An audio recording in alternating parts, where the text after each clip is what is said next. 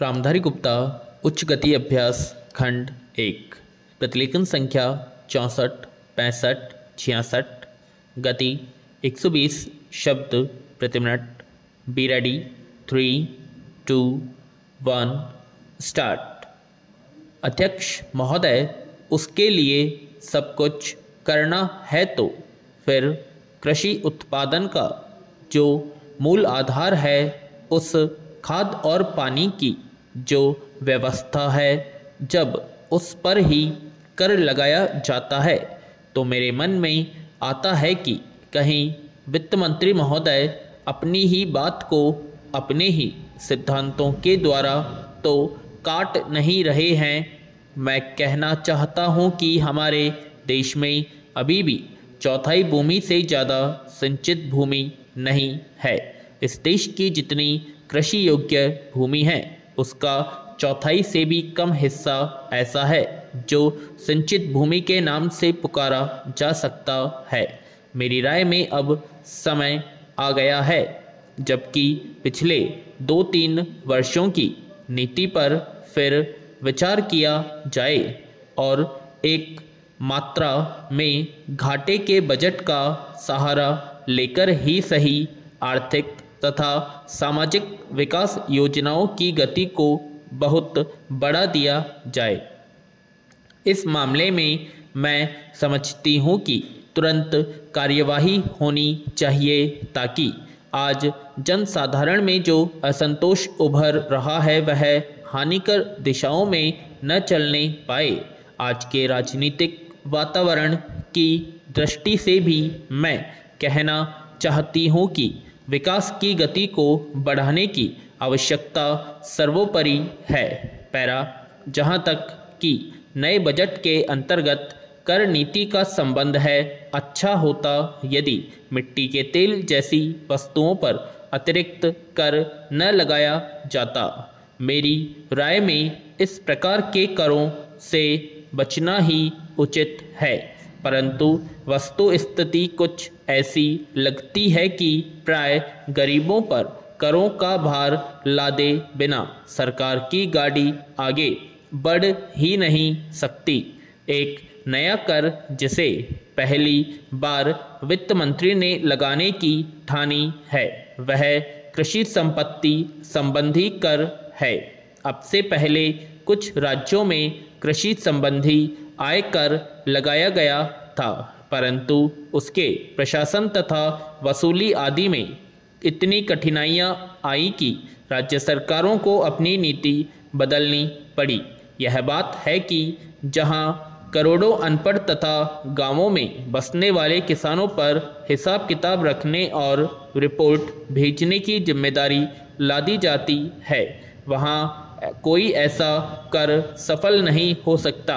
उल्टे उसके कारण लाखों लोग कई प्रकार से सताए जाते हैं और फिर वे लोग सरकार से नाराज हो जाते हैं। इसलिए पहले देखना यह पड़ेगा कि यह कर कितने कृषकों पर लागू होने वाला है और उससे कितना रुपया कर के रूप में वसूला जाएगा।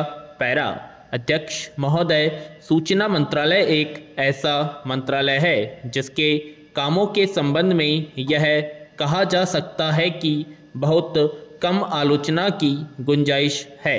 इसके कामों के सामान्य रूप से यह देखा गया है कि सभी स्थानों पर प्रगति हुई है। जहाँ जहाँ कुछ कमजोरियाँ हैं उनको सुधारा जा सकता है। इसलिए सबसे पहले मैं आकाशवाणी के संबंध में कुछ कहना चाहता हूँ। यह बात सच है कि आकाशवाणी ने परिस्थितियों के अनुकूल अपने को परिवर्तित किया है। जब हमारे देश पर संकट आया तो इस विभाग ने डटकर उसका सामना किया और परिस्थितियों के अनुसार अपने प्रसारणों को बढ़ाया। लेकिन मुझे दुख के साथ कहना पड़ता है कि इसकी भाषा नीति में अभी तक कोई परिवर्तन नहीं आ पाया है। विराम। पैरा, इस मंत्रालय का एक महत्वपूर्ण विभाग पत्र सूचना कार्यालय है जिसके द्वारा सभी सरकारी सूचनाएं अखबारों के द्वारा जनता तक पहुंचती है। अभी तक हमारे इस मंत्रालय का यह दृष्टिकोण रहा है कि इस देश की भाषा अंग्रेजी है और सब काम अंग्रेजी भाषा के माध्यम से होना चाहिए। यही कारण है कि इस विभाग से जो सूचनाएं प्रसारित होती है उनमें से अधिकांश अंग्रेजी में ही प्रसारित होती है, जिसके कारण देश भर में हमारी सरकार की बातें जनता तक नहीं पहुंच पाती। मैं अपनी इस बात की पुष्टि के लिए इसी मंत्रालय द्वारा प्रकाशित पुस्तिका में दिए गए आंकड़ों को प्रस्तुत करना चाहता हूँ। आप आंकड़ों को देखें तो आपको ज्ञात होगा कि अधिक प्रकाशन अंग्रेजी में हुए हैं। हिंदी या अन्य क्षेत्रीय भाषाओं में प्रकाशनों की संख्या बहुत कम है, जबकि इस देश में अंग्रेजी जानने वालों की संख्या 2% से अधिक नहीं है। अन्य भाषाओं के जानने वालों की संख्या इस देश में 84 करोड़ है।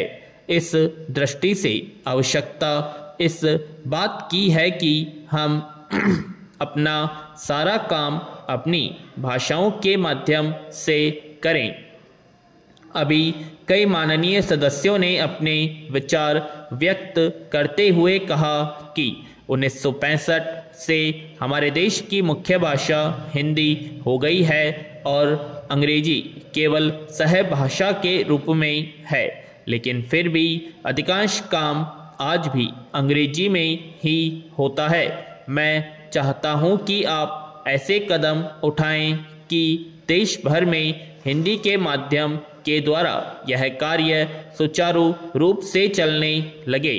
जो आंकड़े हमें दिए गए हैं उनमें बताया गया है कि पत्र सूचना कार्यालय के हिंदी विभाग में अपर्याप्त कर्मचारी हैं।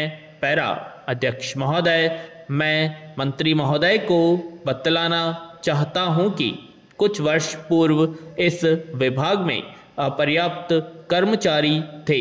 इस दृष्टि से इस विभाग में हिंदी के काम में कोई प्रगति नहीं हुई।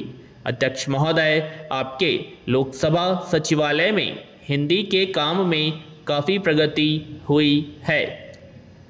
इस समय लोकसभा की कार्यवाही दोनों भाषाओं में चल रही है, लेकिन अगर इस काम में हमारा सूचना मंत्रालय अपनी भाषा नीति के कारण पिछड़ा रहा तो यह बड़े दुख की बात होगी। पैरा खाद्य तथा कृषि मंत्रालय की मांगों पर बोलते हुए मुझे याद आता है कि इसे जितना भी महत्व आज तक दिया गया है और जितना महत्व आज दिया जा रहा है वह बहुत कम है। अभी अंतर्राष्ट्रीय व्यापार पर बोलते हुए व्यापार मंत्री ने बताया था कि निर्यात की आमदनी में कृषि का कितना महत्वपूर्ण योगदान रहा है। उन्होंने बताया था कि 70% निर्यात कृषि की वस्तुओं का हो रहा है और उसी के द्वारा हमें इतनी आमदनी हो रही है। इस दृष्टि से कृषि का महत्व और भी ज़्यादा बढ़ जाता है। उन्होंने यह भी बताया था कि यदि कृषि उत्पादन केवल 5% और बढ़ जाए तो निर्यात से हम 100 करोड़ रुपए के लगभग अपनी आमदनी को और ज़्यादा बढ़ा सकते हैं। इतना महत्व इसका होने के बावजूद भी मुझे बड़ा खेद है और सचमुच यह बड़े दुख की बात है कि आप कृषि के ऊपर जिसमें 100 करोड़ रुपया कमाने की क्षमता है 1 करोड़ रुपया भी खर्च करने के लिए तैयार नहीं है। मैं तो यहाँ तक कहूँगा कि जिसे हम औद्योगिक उत्पादन मानते हैं उस प्रकार का उत्पादन आज भी हमारे देश में नहीं रहा है। वास्तव में उत्पादन कृषि से हो सकता है क्योंकि कृषि वस्तुओं से ही आपके दूसरे औद्योगिक संस्थान चलते हैं। यदि रुई देश में पैदा न हो तो कपड़ा कैसे बन सकता है? यदि मूंगफली देश में पैदा न हो तो वनस्पति घी देश में पैदा नहीं हो सकता। इसलिए हमारा सारा उत्पादन कृषि वस्तुओं पर ही निर्भर है। इसी तरह से खनिज पदार्थों की स्थिति है। यदि खनिज पदार्थ निकालने पर ज़्यादा जोर दिया जाए तो उससे न केवल उत्पादन बढ़ेगा, हमारे उद्योगों को काम मिलेगा, बल्कि विदेशी मुद्रा भी बहुत बड़ी मात्रा में कमाई जा सकती है। हमारे देश में हर प्रकार की वस्तुओं का बहुत बड़ा भंडार हमारी भूमि में उपलब्ध है। विराम।